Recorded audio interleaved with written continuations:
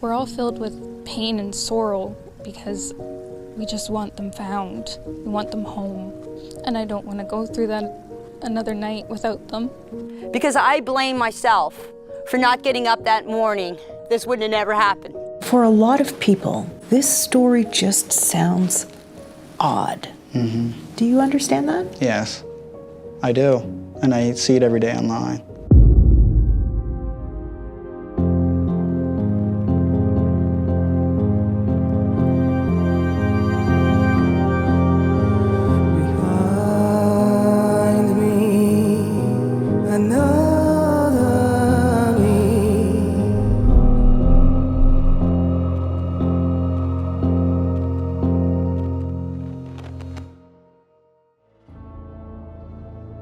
By the way, this is Dark Case, and you can call me Jack. I bring you rare and unseen true crime cases, as well as other things that you may later regret knowing, with multiple uploads every single week. Just a quick update for you all. The Dark Case Patreon is no longer. Rest in peace, Mona Corona. And this is happening because I'm moving everything onto YouTube memberships. So this means that there are new membership tiers with new perks. So if that sounds interesting, just click join under the video to check them out. It really, seriously, honestly will allow me to keep doing what I do. And now for today's silly little question. What is your favourite colour? Let me know down in the comments. But for now, on with the video. At the very edge of Pictou County, Nova Scotia, there's a narrow road that runs straight into the trees. This is Gairloch Road. On that road, in a small cluster of buildings and old trailers, sits a white mobile home tucked against the woods. There's very little cell service. There are steep banks and drop-offs. There is thick brush all around. The nearest town is a drive away. This is Lansdowne Station. Only about 100 people live out here. Most of them know each other. Many of them are related. 2 years before the disappearance, a young mum named Malehya Brooks-Murray moved into that trailer. She brought her 2 children with her. They were Lilly and Jack. Their new home was on the childhood property of her partner, Daniel Martell. This made Daniel the children's stepfather. On that same patch of land in a separate worn-out camper lived Daniel's mother, Janie. This makes her Jack and Lily's step-grandmother. It's also worth mentioning in the trailer itself there was also a baby named Meadow, Lilly and Jack's little sister. Inside the home the layout was simple. There was one bedroom for parents Malehya and Daniel, and they shared this with Meadow's crib. There was another small room divided for the older kids, Jack and Lilly. And outside the property there was a fenced backyard with swings. It was a small playground, but it was more than enough. At the time of the events in this video, Lilly was 6 and Jack was 4. They both went to Salt Springs Elementary. This is about an 8-kilometer bus ride away. The school bus actually stopped right at their driveway every day. Most weekdays they were up early, dressed, fed, and then waiting for the bus at 7:28 AM and on the bus by 7:30.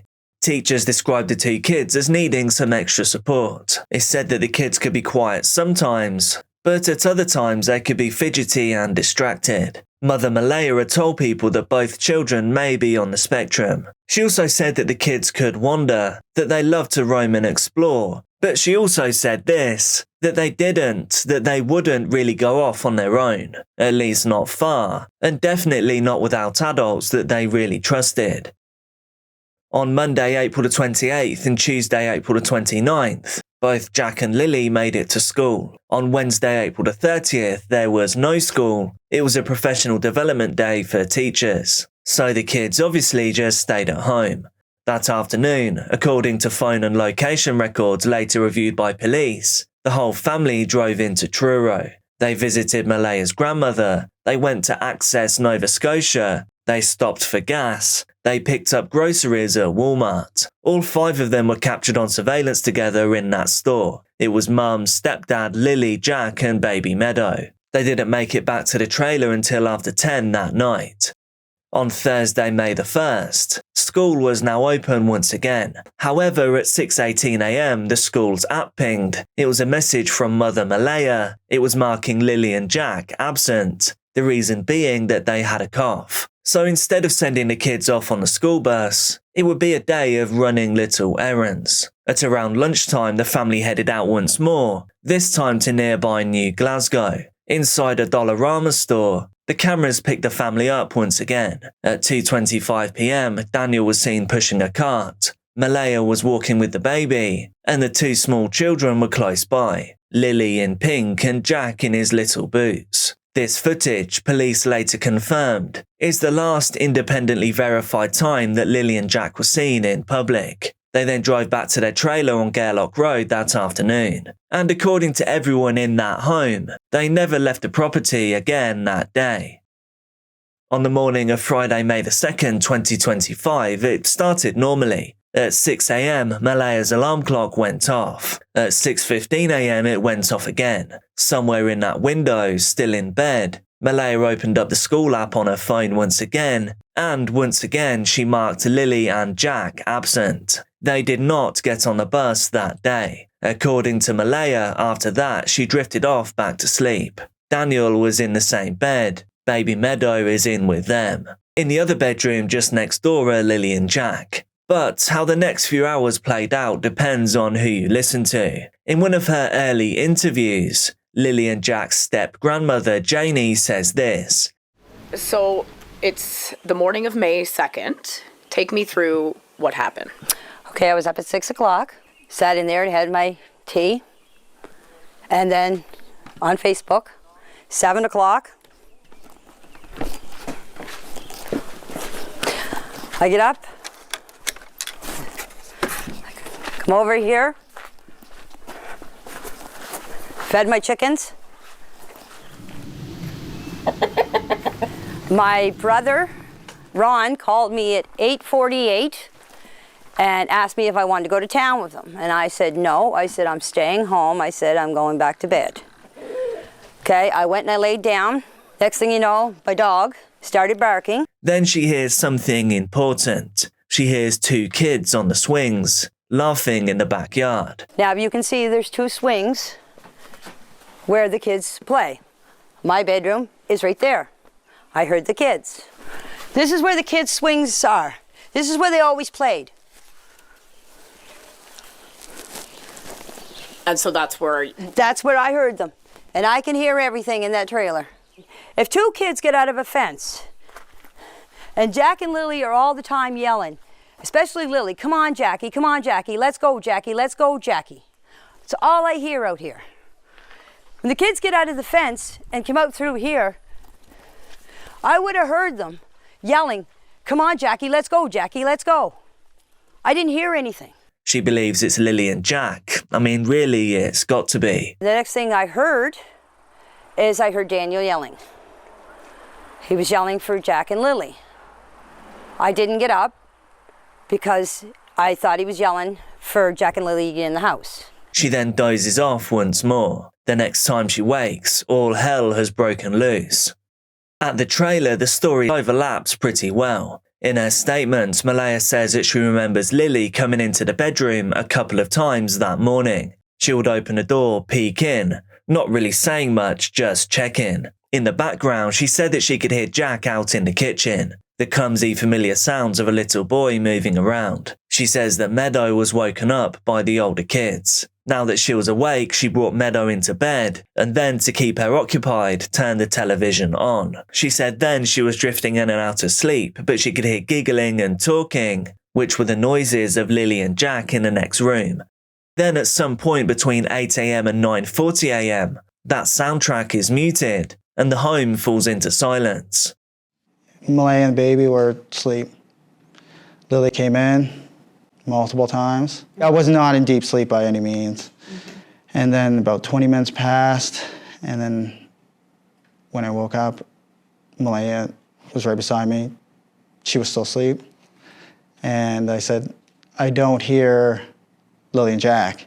What happened was we woke up, I heard them playing in the next room beside us, and I was drifting in and out of sleep, and they're not the type of kids that we tell them not to go outside on their own. We always make sure that we're out there with them, watching them. The next thing we knew, it was quiet, and we get up and I tell him, my partner, Daniel, I tell him, do you hear the kids? And he says, no. So both she and him get up, they check the living room, they check outside, they call out Lily's name, they call out Jack's, but they get no reply.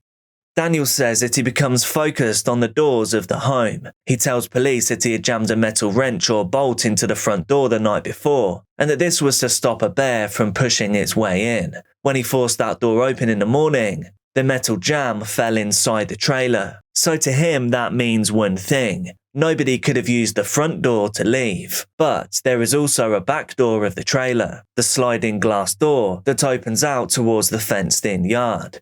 And they happen to just get out that sliding door, and we can't hear it when it opens. And they were outside playing, but we weren't aware of it at the time. According to both adults, that door is usually noisy and heavy, but Daniel tells investigators that it can be closed quietly, and when they checked it, it was shut. We've heard a lot about the patio door. Okay. Yeah, so let's go see that. Sure. So this is the patio door. This is the patio door that Jack and Lily would have. that Jack and Lily came out of. Okay.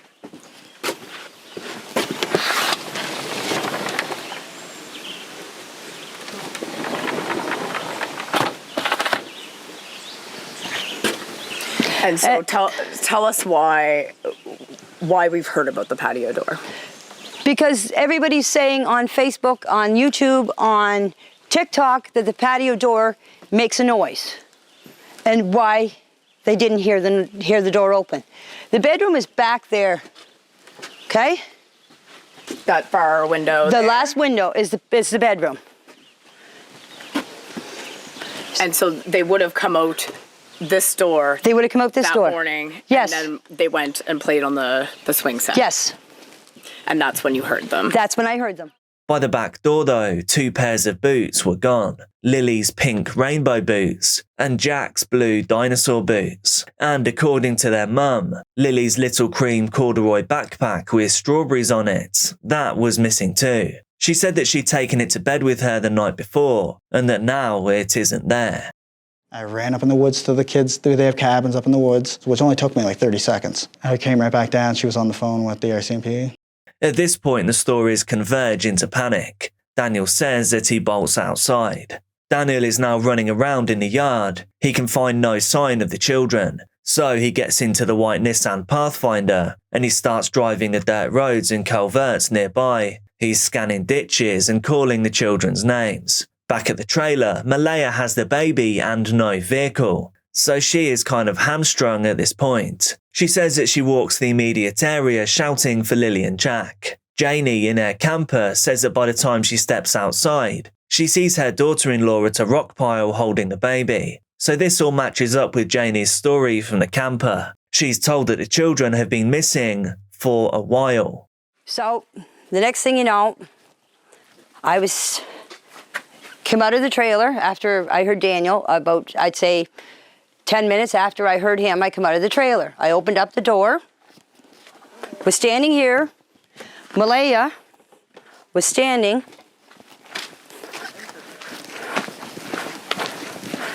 right here with Meadow on her hip. And I come out and I said, "What's up?" She said, "Jack and Lily are missing." I said, "How long?" She said, "About 20 minutes.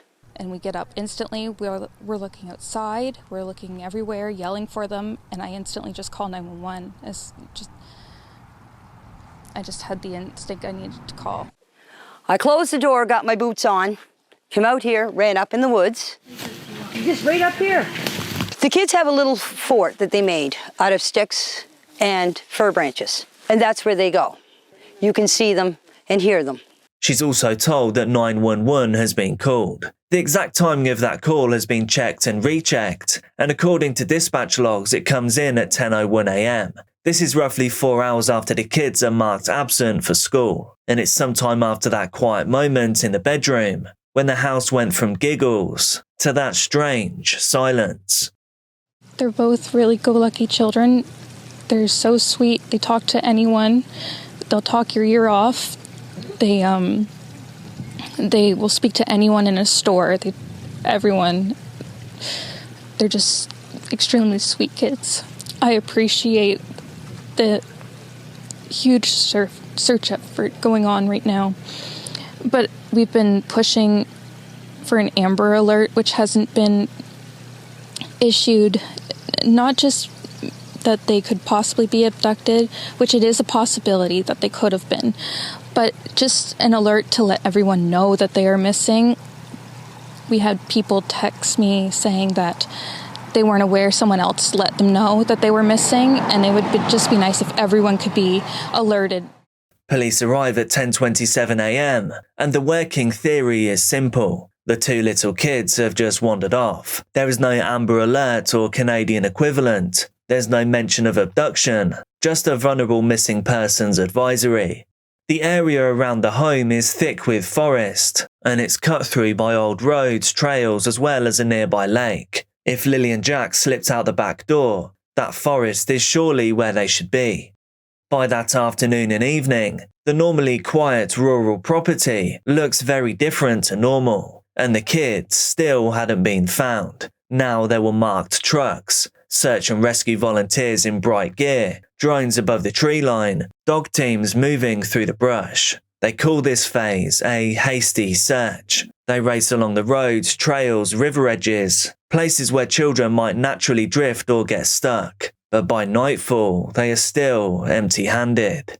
On May the 3rd, the search ramps up. Over 100 trained searchers plus volunteers. There are helicopters in the air. Thermal imaging is used, hunting for tiny heat signatures under the canopy. By May the 4th, there are around 160 people on the ground. They grid an 8.5 square kilometre chunk of woods and bog, and in all that space, they find almost nothing that clearly belongs to the two missing children. Almost nothing. One focus, the area where a drone detected two heat sources late on May 2nd, just before midnight. One appears like it could be small object sitting, just two heat signatures sitting close together near the water. RCMP says an officer followed up, found nothing, and determined it was likely a bear. But this group wanted to be certain. I'm not sure, but it may or may not be the drone hit where the infrared sensors picked up, just because I see a line coming down from up here and leads right down to our water.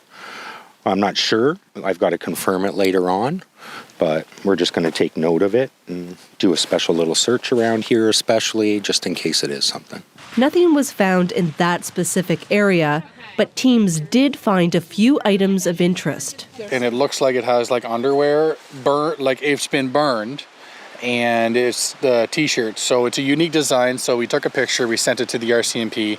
They then spoke to family and they said that it's not something they recognize. Volunteers also came upon a child's bicycle, a blue blanket, and an old geocaching kit with the children's stepfather's name in it. That's why it's so important to relook, like especially before snowfall, and have a third party come and just take a peek. Not that we're no better than anybody else, it's just having a third party come look is so important. But at times, it got tense. One property owner refused entry where there are signs for no trespassing. Why are you trying to stop us from finding them? You have what? We weren't in the Two field. very dangerous animals. What animals are they? Two rams. A roller coaster of emotions for everyone involved, especially those who love Lilly and Jack. It'd be discouraging if none of it means anything. So I'm really hoping that something has turned up. Evidence of something, anything will do. I do feel disappointed too. The main output I was looking for was finding the kids, and that's not what happened today. I do feel like we have more questions, especially with finding things throughout the woods. The RCMP says none of the items found are relevant to the investigation. Back on May the 2nd, 3 relatives emerged from the woods with news. They say that they found a pink blanket hanging in a tree off Lansdowne Station Road. This was found around 1 kilometre from the trailer. Police photograph it. They show a picture to the parents, and both Daniel and Malehya say the same thing. That blanket belongs to Lilly. Police seize that evidence. And I think this is where the case really starts to get weird, because 2 days later, they collect another part of the same blanket from a trash bag that was left at the end of the family's driveway. The 2 pieces of the blanket fit. This was Lilly's blanket. Somewhere between the house and that tree, a child's blanket had been torn in two. And just saying, this whole blanket thing freaks me out. I mean, how could this happen? Why would that happen? It's just weird. Let me know your thoughts down below. Piece of blanket was also seized from a garbage bin at the end of the family's driveway. Martell says it was the same blanket, but it had been ripped apart and thrown out. I mean, it's mysterious as it is because the distance from the garbage bin to where the blanket was found is almost 1 kilometer. RCMP have previously said Lilly's blanket was sent for forensic analysis. To date, police have received 740 tips and more than 9,300 videos, and say a tremendous amount of careful, deliberate, investigative work is ongoing to locate Lilly and Jack. Search managers also report finding small boot prints on a nearby pipeline trail. There are 2 sizes, children's sizes, but with so many people in and out of that area, and other kids being brought along by desperate relatives, it's impossible to say if those prints are Lilly and Jack's, or when they were from. Friday, all the investigators, search and rescue and everything, right around here was where they found the only footprint. This is where the boot... This is where I was raking that night. That's where the boot print was found, in the mud where I was raking. I thought there was 2 boot prints. There was supposed to be a footprint found way up on the pipeline. Right. Malehya sent me the picture of it. That's all I know. There was a footprint found. Okay. But I'm telling you, the footprint was here. The only one that they can confirm that was Lilly and Jack's was right here. So it was child size. Yes. A man, one of the investigators came in here and was measuring it all. Underwater teams scoured 3 ponds near the home, then Lansdowne Lake itself. They used side-scan sonar in the cold, dark water, but they still find nothing. And then, on May the 7th, just 5 days after the kids vanished, investigators scale back the active search efforts. Shockingly, they tell the public that it's unlikely the children are still alive in the woods. Part of the reason why this is able to happen is because what they have on their hands is just a missing persons case. There is no confirmed crime. So when teams are tasked, they get a bearing. Crews have searched around 8.5 square kilometers. Coming up through all of this stuff. Amy Hansen has been the search manager for most of that. She's taking us into the woods to show us what her team has been dealing with. The vast majority of it was probably from Fiona. Downed trees from post-tropical storm Fiona 3 years ago. This is actually fairly mild compared to some of the areas. It's the biggest search I've been involved in. And she's been at this 22 years. Do you think those kids are in the woods? From everything I've seen, yes. Why can't you find them? They're small, they'd be hiding. They would have crawled underneath something probably when they got tired. They could have gone further than what we searched. There's all kinds of scenarios, unfortunately. It is worth noting, though, that months later, cadaver dog teams were flown in from British Columbia, and they cover roughly 40 kilometres of high-probability ground. The yard, under and around the trailer, pipeline, trails, the area where the blanket was found, and they too find nothing conclusive. 5 months after Jack and Lilly Sullivan vanished, their stepfather Daniel Martell says he continues to search for answers and cooperate with police. That included when cadaver dogs recently came to his property. I come home and the dogs were already, on scene, and they were there for about an hour before I got there. I didn't know the exact day when the arrival was going to happen. So it was even a surprise to me, but at the end of the day, everything's ruled out there, and I hope this speculation, turns elsewhere. 2 dogs trained to detect human remains were brought in from British Columbia the week of September 22nd. They spent about 3 days searching a total of 40 kilometers for evidence of the 2 missing children. They didn't locate any human remains or anything associated to this file or any open files. So there was no Staff Sergeant Rob McCammon is the officer in charge of major crime and behavioral sciences in Nova Scotia. He says the dogs scoured the Lansdowne property where the siblings lived. They also sniffed the woods where a pink blanket was previously found and a nearby pipeline and intersecting trails. He wouldn't confirm whether people were questioned during the latest search, but Martell tells CBC one of the RCMP dog handlers had tough questions for him about the day before the children disappeared. He said that Thursday didn't have enough details, and we think you did something to the kids Thursday night. And I said to him that Thursday was just an ordinary day until they woke up on Friday morning. And that's when, life changed. Martell says the cadaver dog searched inside his trailer and police even looked under his deck. McCammon says his team is prepared to keep working on this case until it's solved. This is not something that we stop working on. We've got 2 young children, Lilly and Jack, who've gone missing from their home. And it is a Missing Persons Act investigation still at this time. But we need to find answers to that. There's a lot of legitimate public concerns about how 2 children go missing and we can't find them. So we're going to continue until we have answers.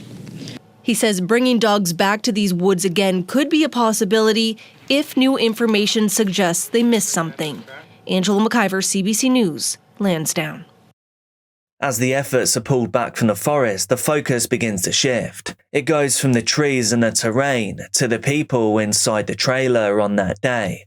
Within just days of the disappearance, the family itself starts to fracture in public. Daniel says that on May the 3rd, he and Malehya go together to a search briefing. Partway through though, she leaves. She sits in the back of an ambulance. And then she drives away with her mother. Daniel says that he hasn't seen her since. And remember, just for perspective, that is literally the day after the kids go missing. Soon after that, he's blocked on social media by Malehya. This isn't hearsay, by the way. I found that information in court documents. And so from then onwards, Daniel is left alone in the trailer, the very place where the 2 children vanished from. While the search is going on outside, investigators are building a picture of what life inside that home looked like. They talk to teachers, they talk to grandparents, they talk to neighbours and extended relatives. They also go back again and again to the only 2 adults who were in the same building as the kids on that morning. And months later, when media organisations fight in court to see the sealed documents, some of this bigger picture becomes public. In one interview summarised in those records, police ask Malehya a blunt question. Was Daniel ever physically abusive? According to the released documents, she says yes. She describes him trying to block her, him holding her down, and even pushing her on one occasion. She also alleges that when she tried to call her mum during arguments, that Daniel would sometimes take her phone away. She said that it could turn physical, and that she had been hurt. In the same set of documents, Daniel's version is very different though.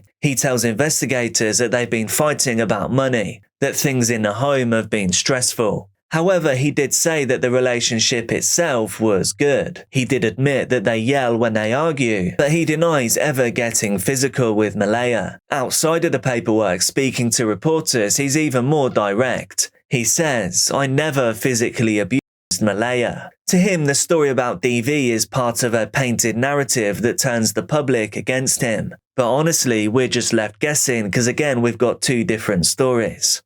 On top of the tensions between Daniel and Malehya, there's also another layer. That is, the children's biological father, Cody Sullivan. Cody hasn't seen Lilly or Jack in years. He had been paying child support, but court records say that those payments stopped when he lost his job, and that was about 9 months before the kids disappeared. When Lilly and Jack vanish, one of the early tips that police chase is the idea that Cody may have taken them back to New Brunswick. So police show up at his home in the middle of the night, but they don't find anything. He tells them plainly that he has not seen the children in roughly 3 years. Police confirm that the kids are not there. My heart tells me these babies are gone. My heart tells me that.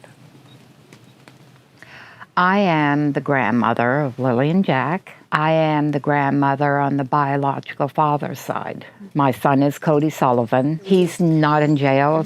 He's never been out west. He does not have a criminal record. And right now he's living with me. He has been for 9 months. How did you find out that Lilly and Jack were missing? The mum of my grandson called me. We were in town.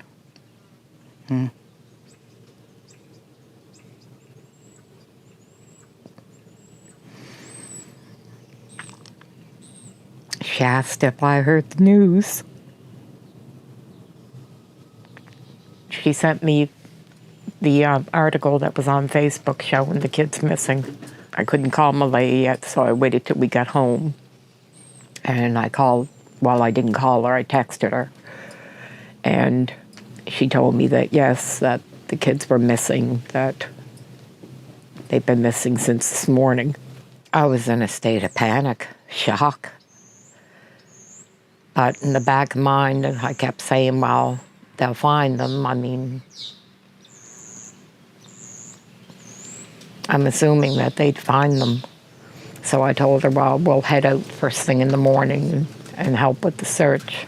It was around between 3 and 3:30 in the morning. A couple of cop cars pull into the driveway. The lights wake me up that I'm a fairly light sleeper, so I see the cars pull in, so I knew what it was. So they come inside. They only stood in the kitchen. They wanted me to wake Cody up, and they wanted to know when was the last time he had seen the kids, and that they were just making sure that the kids weren't here. And then they left. So we showed up Saturday morning, me and my sister, and we met up with my daughter, and we started, well, I asked Malehya, I said, Malehya, I said, you know your kids. Nobody knows their kids like their mom. Where do your kids normally go to play out in the yard? What direction do they usually like to explore? And she said, well, they always play up in the little woods right on the side. I said, well, okay. I said, we'll start from that point and we'll work our way out. We had spoken to a search and rescue, and we weren't allowed on the other side because that's where they were searching at the time. So we just started combing through the woods up through there. We were gone for a couple of hours. I'm yelling for Lilly and Jack. We always called Jack Jackie Boy. And yeah, that went on for a few hours, but those woods, I started to feel that I can't see them being in the woods. There's trees everywhere. You literally have to climb over trees, climb under bushes. It is really, really thick. We come back out, and I went in to see Malehya again. I assumed she was in shock. She was very, very non-emotional. Very just flat, monotone. But Malehya's very soft-spoken anyway. That she's not usually excitable. I thought that's made her a really great mom. She was an excellent mom. She never raised her voice at the kids. That it was always, now Lilly, what did Mommy say? And I used to think, now if anybody's meant to be a mom, it was her.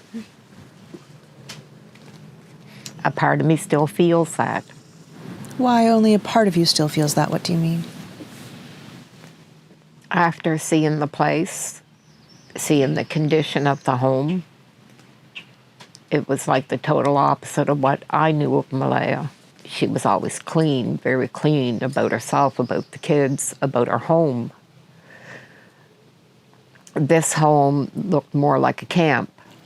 Now, I don't know if it's from all the people that were there, because I didn't show up till the day after. But it was very unkempt. I was pretty surprised.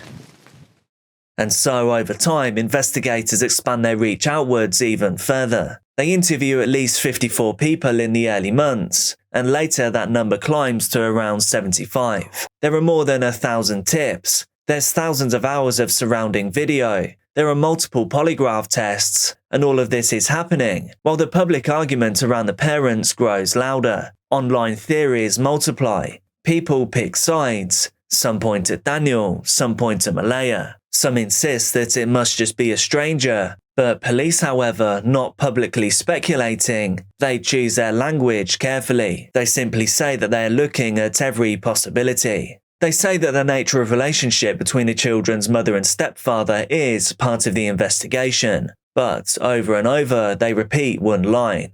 At this stage, there are no suspects they can name. And officially, there still aren't reasonable grounds to believe that any crime has taken place at all. And the wait of 6 long months without answers. Our search for Jack and Lilly will always push through. Outside this RCMP detachment where a memorial for Jack and Lilly sits, more than a dozen people came together to mark what should have been a celebration. Jack's 5th birthday. Wherever he's at, I hope he knows he's loved. I hope Lilly knows she's loved. We've never stopped loving her. It was a quiet but emotional evening, filled with tears, memories, and hope. All the days are kind of the same. You wake up and you go to sleep with the same thing on your mind, and you just want the answers, and we have nothing. Family members read poems, and new stuffed animals were dropped off, joining the growing tribute that stood here for months. Keep searching, keep pushing for answers. Because if we don't push, it's going to go away.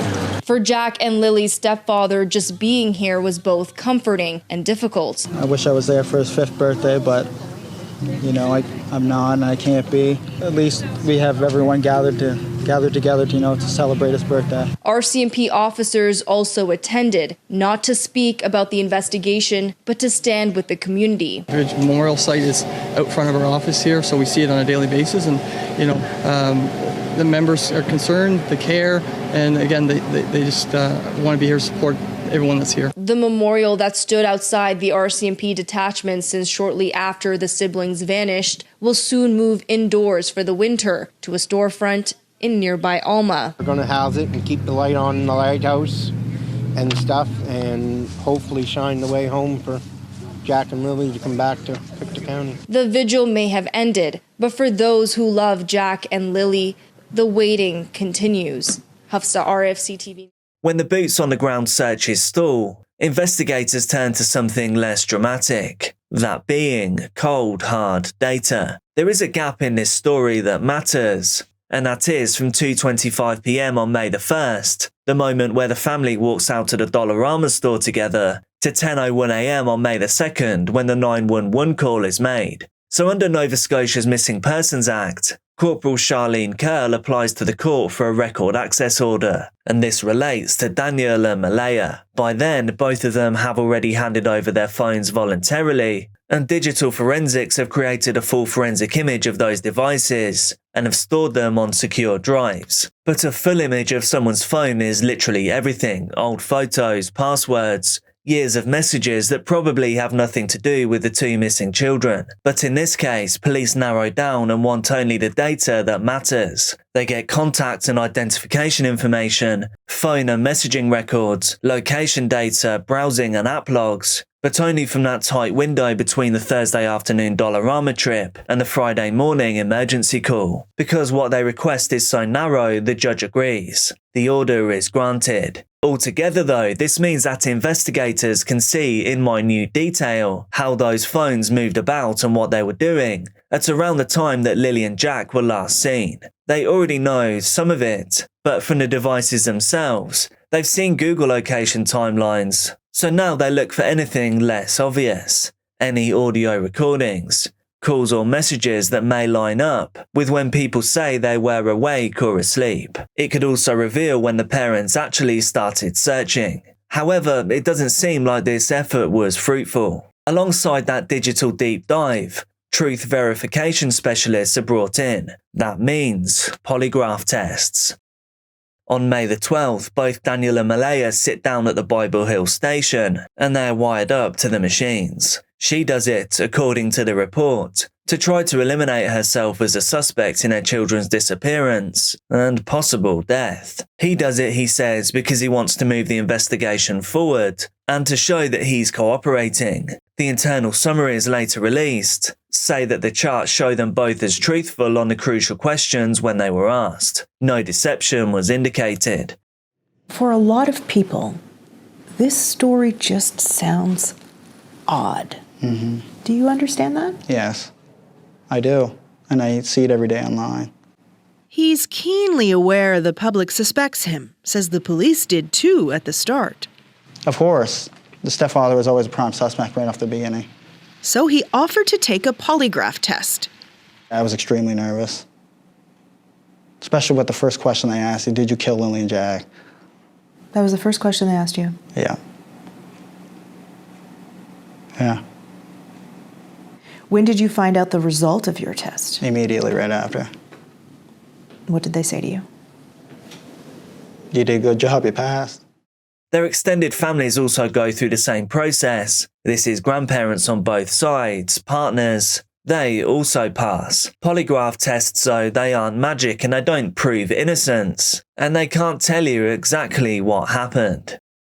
By the end of 2025, police have sifted through an overwhelming number of leads, over 8,000 video files, and they now talk about technology-based investigative techniques that are being used to try and uncover any sign of criminality and the whereabouts of the children. Behind that careful language is the same simple question that everyone else is asking. If Lilly and Jack really just walked away from that trailer, how have they not been found? As the months keep on ticking by, the public conversation keeps drifting towards the same place. If 2 children vanish from their beds and exhaustive searches find nothing, how is this not a criminal case? When reporters ask this, senior officers are careful. They say the investigation is intensive and ongoing. They repeat that there are currently no reasonable grounds to believe that a specific criminal offence has occurred. They also stress that no one in the family is a named suspect, that they are considering all possibilities. To a lot of people hearing this, it sounds like a bit of a contradiction. On one hand, you have what's actually been done, the major crime unit leading the file, dozens of formal interviews, multiple polygraphs, cadaver dogs, underwater recovery teams, complex digital warrants. But on the other hand, you have this confusing legal label. Missing persons, not homicide, not abduction. A former detective who's followed this case publicly, he points out a subtle but important thing. When authorities say that there are no reasonable grounds to believe a criminal offence has taken place, what they really mean is that there isn't enough evidence to actually make an arrest. It doesn't mean that a crime has been ruled out. But that nuance is cold comfort to the people who love Lilly and Jack. Their paternal grandmother has said out loud what many fear, what statistically is probably true, that both of them may never be found, that every search that turns up nothing makes that feeling worse. Their step-grandmother Janie, she had told police that she does not believe the children are in the woods. She says that she walked those trails with them, that Jack gets tired easily and quickly, that she just cannot picture him marching off into the dense woods. We went for walks in the woods. I had to practically carry Jack through the woods because there was no way that he was walking through all that tree falls and bushes. In June of 2025, the province of Nova Scotia puts up a reward, up to $150,000 for information that has investigative value in finding the siblings. A Facebook page, Find Lilly and Jack Sullivan, stays active. Photos of the children's faces are shared over and over. And so, in this digital age, this case can reach far beyond that one rural road, which is quite incredible to think about. Investigators say that they are still grinding as hard as we can, that they will continue until there are answers, that, at any time, the investigation could become criminal, and that persons of interest might be identified. But as of today, there are no arrests, there are no charges, no confirmed crime. But what there are questions hanging over a home in the woods, questions about doors and timelines, about relationships hidden behind thin trailer walls, about that pink blanket, torn and moved. But the main question, where is Lilly and where is Jack? Let me know your thoughts down in the comments. Be careful out there and I'll see you soon.